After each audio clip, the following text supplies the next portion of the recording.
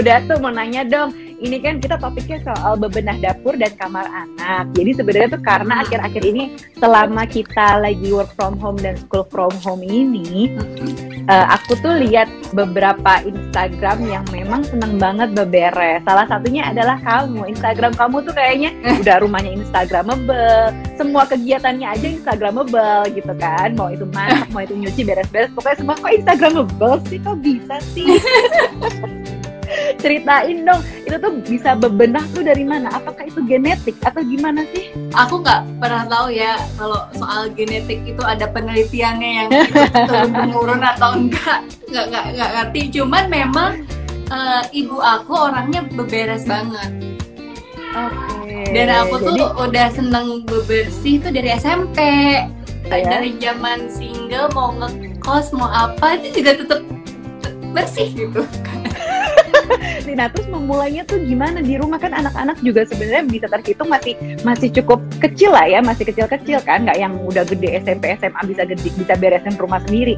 Gimana caranya? Apalagi mainannya anak-anak kan pasti banyak. Nah, karena challenge-nya kita di rumah tuh pasti banyak mainan anak-anak. Nah, itu gimana cara membereskan? Kalau yang aku belajar, aku kan mesti ada proses yang nggak langsung tiba-tiba bisa mengatur semuanya, nggak langsung tiba-tiba rumah bisa konsisten bersih, ada prosesnya juga. Awal-awal memang rada bingung, apalagi ada anak-anak. Ternyata satu hal yang aku pelajarin itu dari organizing dan decluttering itu ternyata memang beda sama bebersih. Kalau orang rajin biasanya ya nyapu tiap hari, ngepel tiap hari, beres tiap hari, tapi dengan organizing yang bagus, dengan sering rajin decluttering itu ngebantu banget biar semua lebih terkondisikan kondisinya. Misalnya anak-anak aku mainannya ada di hanya satu area, hanya ada di corner untuk mereka main, nggak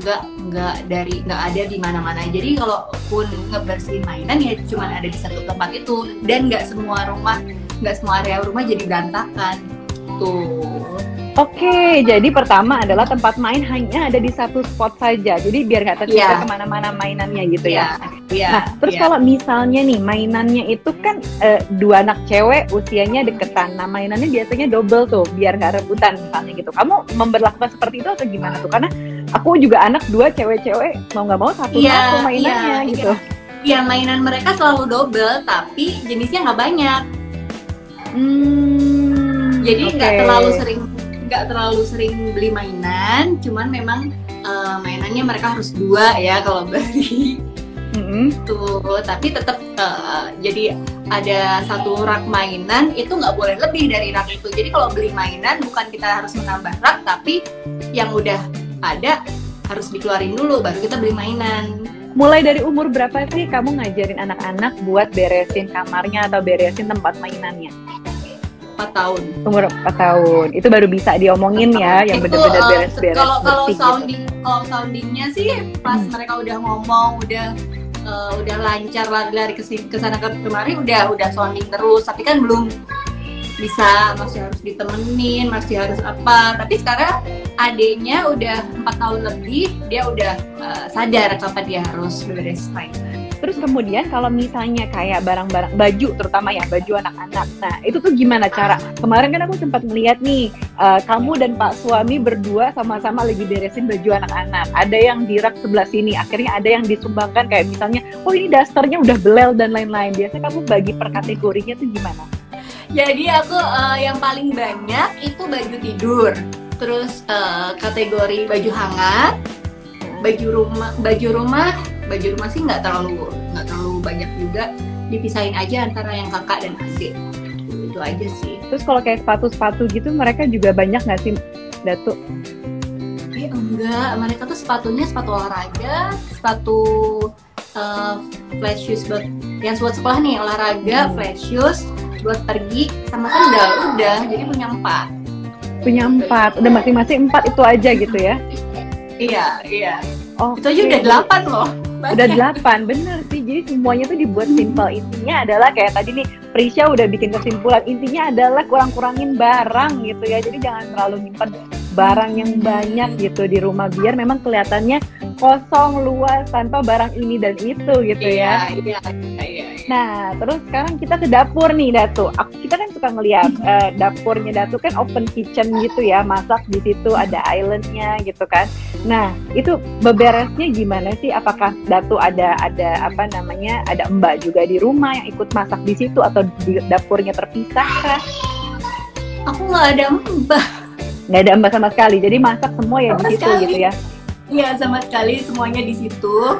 Dapur itu berdasarkan, kalau Natanya berdasarkan kebiasaan kita aja sih. Apa yang sering kita, alat-alat yang sering kita pakai dideketin di bagian laci terdekat. Terus bumbu juga dekat sama tempat kita masak, dekat di tempat sama kompor. Kalau untuk alat bebersihnya deket sama sink yang buat cuci piring. Itu aja sih, lebih kayak ya dapur aku berarti itu kebiasaan aku ada di situ. Dan jangan banyak perabot. Seperti apa sih sebenarnya yang menurut Datu barang-barang yang perabotannya tuh nggak perlu banget gitu ada di dapur sebenarnya, yang bisa kita take out apa? Pen, kayaknya nggak terlalu penting buat punya banyak pen, karena aku dulu suka banget segala ukuran pen dibeli. Terus jadinya tuh malah banyak yang kepake, dan kalau nggak kepake itu berjamur kan, iya. Jadinya pen itu satu jenis pen bisa dipakai macam-macam, bahkan aku ngegoreng juga kadang pakai kayak panci yang bisa buat masak sop. Jadi sebenarnya pen juga bisa di take out, bisa lebih punya lebih sedikit, nggak masalah. Nah, ibu-ibu nih ya yang suka pada borong pen ya, jadi cukup satu aja sebenarnya pen itu. Iya, cukup satu tapi yang bagus dan yang awet, karena itu juga investasi, benar. Oke, terus selanjutnya barang apa lagi yang sebenarnya bisa di take out dari dapur? Alat makan. Di rumah aku cuman berempat, jadinya sebenarnya aku punya piring makan juga cuma 4. Itu pun yang 2 kan anak-anak masih pakai yang piring anak ya, jadi mereka juga masih pakai piring anak. Ini ada pertanyaannya nih terakhir nih ya, gimana caranya bebenah rumah kalau punya 2 anak, yang satu masih baby, kalau pagi sampai sore kerja, saya nggak ada pembantu gitu, gimana coba? Ini kayaknya relate sama Datu deh.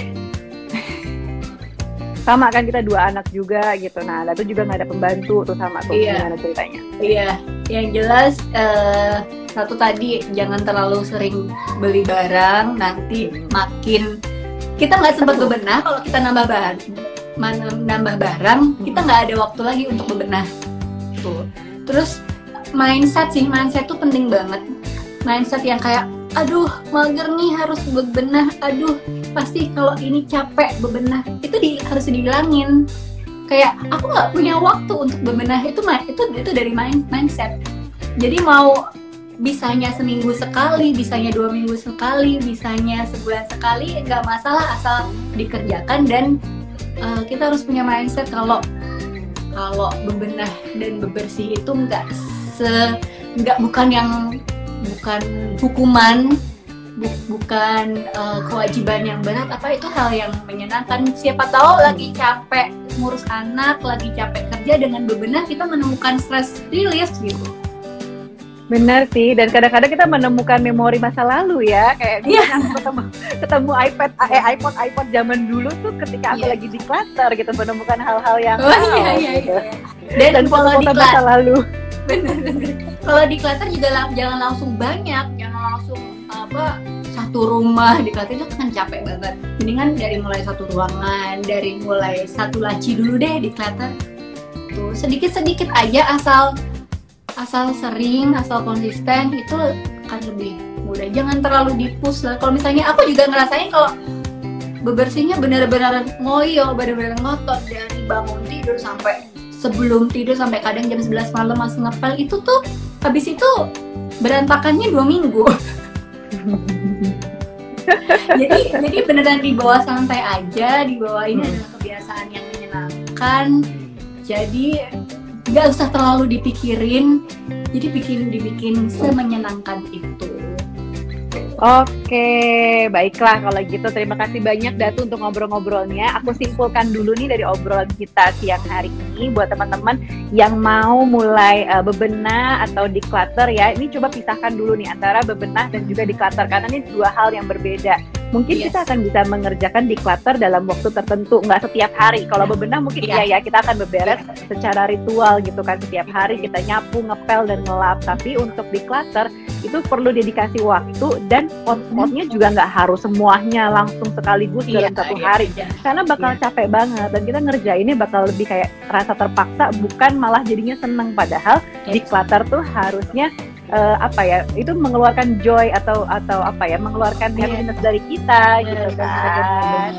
Jadi mesti mulai dari spotnya satu persatu, misalnya dari laci aja dulu yang sebelah tempat tidur, atau mulai dari rak buku aja dulu. Jadi bener-bener dari yang satu terdekat dulu aja dulu. Nah, dari yang terdekat dulu. Misalnya kita bangun tidur sebelah kita ada laci. Nah, itu dari laci sebelah tempat kita bangun tidur. Dari situ dulu, atau misalnya dari ini dulu, dari meja rias dulu aja itu pasti banyak lipstick, blush on, bedak dan lain-lain. Nah dari situ dulu gitu kan. Jadi nggak usah dipaksain bahwa satu hari tuh harus kelar semua. Atau misalnya hari ini aku ambisi mau ngerjain kamar, besok mau ruang tamu, itu tuh bakal capek tenaganya gitu kan. Yang ada ujung-ujungnya dan kita nggak bakal belum beberes. Selesai malah udah declutter yang lain itu juga nggak menolong sih. Jadi satu tapi sampai selesai itu tuh lebih enak dikerjainnya. Ya kayak gitu ya teman-teman semuanya. Dan juga nih sebenarnya ada tips untuk nggak sering-sering beli barang, karena nanti otomatis rumahnya bakal lebih banyak barang lagi. Kedua, itu rajin-rajin declutter. Kita bikin rutinitas kayak 2 minggu sekali atau 1 bulan sekali bener-bener declutter, sehingga barang-barang yang udah nggak terpakai itu udah mulai perlahan-lahan keluar. Dan kalau mau beli barang baru, sebaiknya kayak tadi ini Datu bilang, anak-anaknya kalau mau beli mainan baru, mainan lamanya harus ada yang keluar. Jadi rollingnya tuh cepet gitu ya keluarnya, sehingga nggak beli spot, nggak ngeberantakin spot-spot lainnya, dan cuma ada hanya satu spot untuk mainan khusus di situ aja, nggak berpindah kemana-mana. Terima kasih banyak semuanya, sehat-sehat Datu. Bye. Terima kasih yang udah nonton semuanya. Bye. Bye.